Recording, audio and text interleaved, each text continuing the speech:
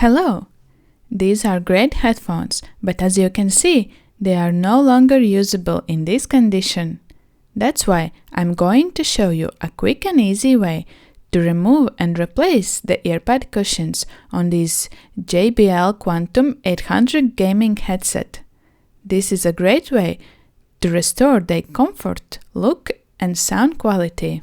To remove the earpads, you will need a flat tool.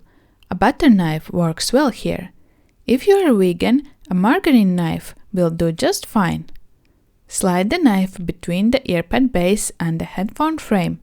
Then gently push the earpad to remove it. The cushion is held in place by a few plastic clips. Then remove the other earpad in the same way. Next, take the new replacement earpads. The link to them is in the video description. I think when you see this, you will have no questions about why it's necessary to replace the earpad cushions. The right side earpad goes on the side without the microphone. Press it into place in several spots until it clicks and locks in place. You will hear a click sound. Attach the left side earpad in the same way, and your headphones are as good as new.